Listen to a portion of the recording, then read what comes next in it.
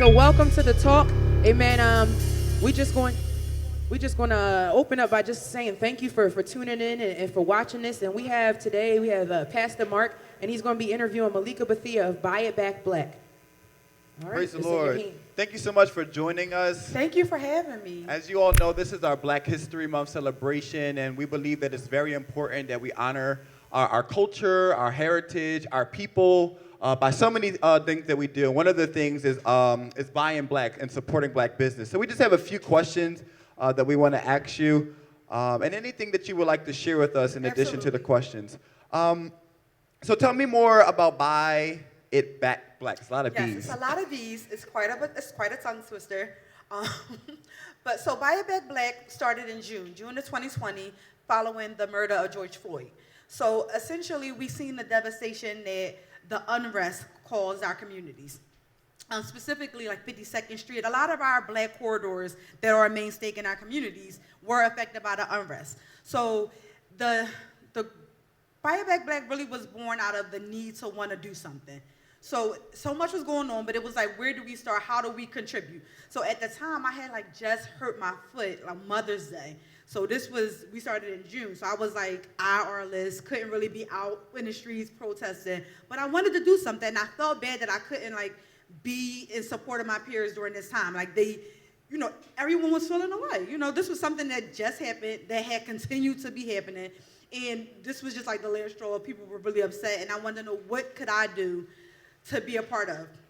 So initially, that first day, my sister and I, we drove out to 52nd Street. We wanted to be a part of the rescue, the cleanup effort. We had our brooms and everything. And as I'm driving to go get her, I'm realizing that the communities had already come out to their own rescue. They didn't need any saving. Our communities had banded together and already started that cleanup process. And what we saw on the news was just a snippet of what took place in those communities. So what we saw was, the unrest, the riot and the looting. But what I seen the next day with my own eyes was that community bond, that community effort, people coming out and wanting to make a difference in where they live at. So then it was so what else could we do? So we know that these businesses have been affected. Some of these businesses have been destroyed, lost some inventory, and basically cost. The cost had went up for a lot of these businesses. So it was how about we stop talking about it and be about it? Let's put our money where our mouths are. So many of us had complaints. So many of us had different emotions as to how that unrest was handled, how the emotions was channeled. And it was let's provide a platform for people who are upset, who are angry. How can we help them help themselves, essentially? So it was just something simple. I posed a question on Facebook to my peers, what if we just put $20 together in a pool? 500 of us, that's $10,000. We can then gift that to a black-owned business in our community. I started the Facebook group, and it took off like wildfire. Within that first 7 days, we had raised our first $10,000 to grant to a small black-owned business. So we did that once in June. We followed up with another round, and we were able to give 3 more black-owned businesses. This month, currently, in honor of Black History Month, we have $6,400 currently left in our fund. And we've currently paused donations, mostly because as we grow, we want to continue to provide opportunities to these black-owned businesses. And that's not always, we need the money. They obviously need the money, but it's also in other ways: resources, marketing, exposure.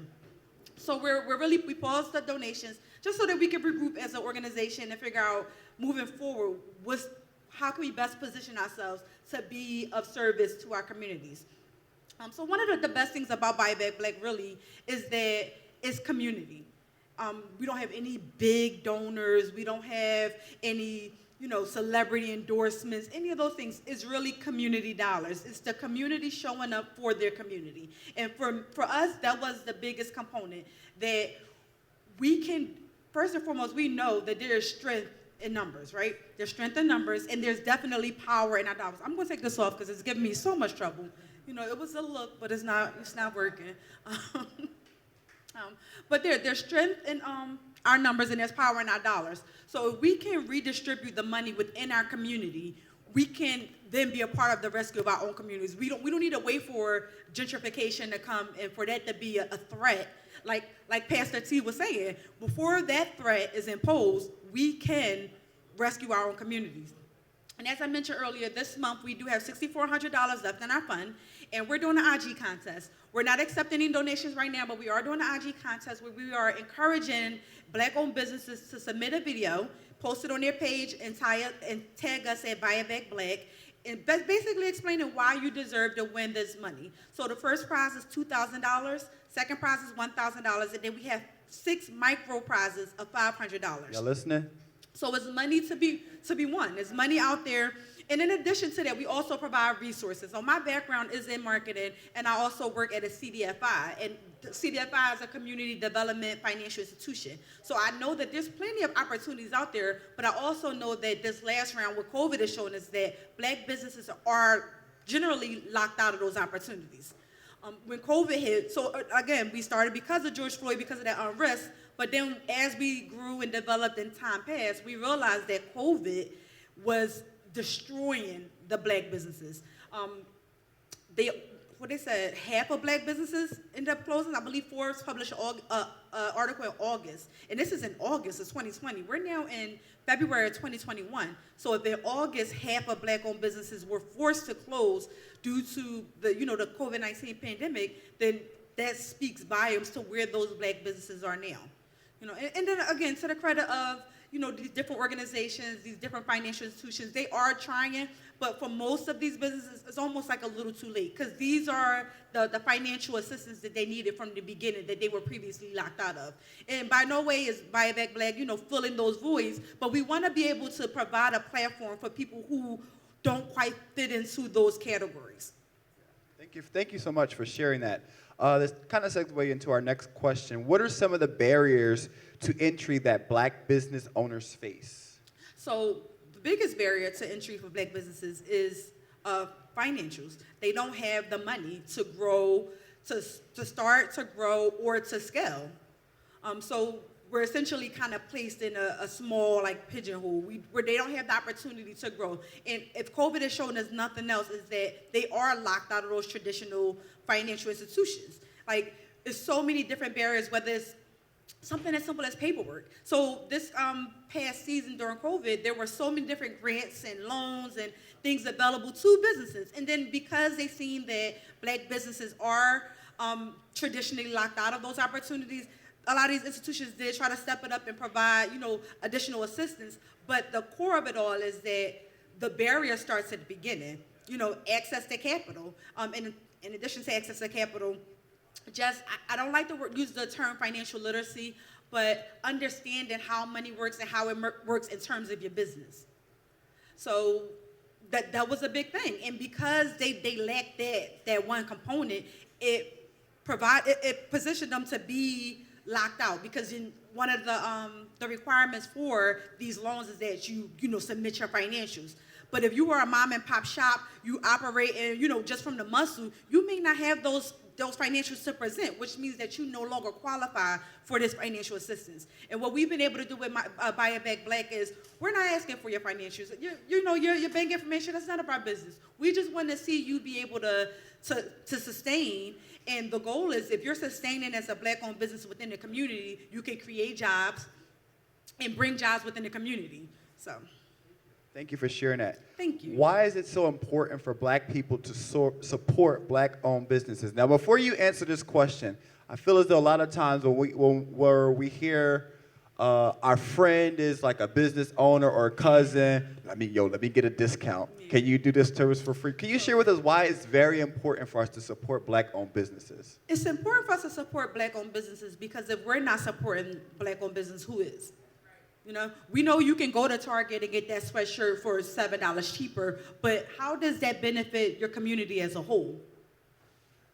And I hear in the group, because we do have a Facebook group, we have over 21,000 members in our Facebook group. In the Facebook group, I do see a lot of the comments about that, people say, well, I try to support a Black-owned business. I had a bad experience with this Black-owned business. It's like, okay, sis, you had a bad experience with this one Black-owned business. We have bad experiences at McDonald's all the time. How many times have you been to McDonald's where you told them no pickles and you get your burger and it has double pickles on it. It's like, well, I said no pickles. But that doesn't stop you from going to McDonald's. You'll circle back around. You're going to get your burger without those pickles on it. It doesn't stop that support for McDonald's. So why does that stop the support for those black-owned businesses who do not have the same access to resources as a McDonald's? So it's important to support black-owned businesses because if we're not supporting them, who's going to? And B, these black-owned businesses are within our communities. And if we make those businesses stronger, then they can provide jobs. If they're providing jobs, that's employment opportunities for the community. We all know that a lot of the reasons that our communities are the way they are is because lack of resources. So if we can begin to be a part of the reason why our resources are being available within our communities, then we can save our communities. We don't have to wait until they're building condos on a block to cause an uproar. We can start that process within ourselves as a community. Thank you for sharing that. And this next one for the business owners who are watching even now, or maybe you're watching later, this is going to be free for you. So listen, take notes. What advice do you have for black business owners? Free consult. My advice for black business owners is to do your research. There are plenty of resources throughout the city. As a matter of fact, one of the organizations that we work alongside with, we share a lot of their information. Their name is EntrepreneurWorks. They have plenty of resources throughout the city, and there's a lot of institutions within your own community. So they call those like, what do they call those? Like community-based. There are community-based resources within the city. All over, every section of the city has one, like a CDI, that's what it's called, a community development institution. There are all over the city. Every city has their own CDI where you can go and get the information for your business. You can learn how to LC your business. You can take workshops and classes to learn how to build and scale. You can take classes on your financials so that, for God forbid, anything happens, you need to walk into a traditional lending system, you have the proper, support and documents to present so that you can get the monies that you need to build and grow your business. And those are some of the things where we kind of fall under the radar. That's how we fall in the cracks, and we are locked out. So a lot of it is, the systems, the powers that be, they are locking us out. But we're also not doing ourselves any favor by not being prepared and having those resources and doing those classes, doing the groundwork. And don't ask for discounts. Asking for discounts for your friends who have black-owned businesses, that's not support. That's not a support. That's them looking out for you. So, support your friends that has that T-shirt line. Support your girlfriend who's a makeup artist. I consulted my girlfriend earlier. She's building her brand, curated by Cameo J. I consulted her earlier. How does this look? Like, I tell her always, like in a year or so, I hope to have you here so that you can do this whole thing and we can get you credited properly. But support your friends. Like my sister, Zaina Beth, she does video. Whenever I have work, whenever my job needs work, I'm outsourcing to these people first. Because they're gonna get the job done, but we're also supporting their business so that they can then provide opportunities for other people. That's the goal, like to each one, reach one. We pulling each other in. Thank you so much. We really appreciate your time. Malika, tell us where we can find you on Facebook, yes. Instagram. So Malika is not on Facebook. Malika's not on Instagram, but you can find Buy It Back Black, where we have our Facebook group at Buy It Back Black, and we're actually encouraging people to kind of make that transition over to our Instagram page. We're also there at Buy It Back Black as well. Again, in order for you to qualify for this month's giveaway, you have to be following us on Instagram at Buy It Back Black. Our first prize is $2,000, second prize $1,000, and then we have 6 micro prizes of $500 for 5 different businesses. So, and the qualifications are simple. Follow us, post a video telling us why you deserve to win this money, and we'll make our selection on February 19th. Thank you so much for your time. Again, follow Buy It Back Black. Yes. Thank you so much. Be blessed. For you business entrepreneurs, for all of you that are starting new endeavors, God got you covered. Walk by faith, not by sight.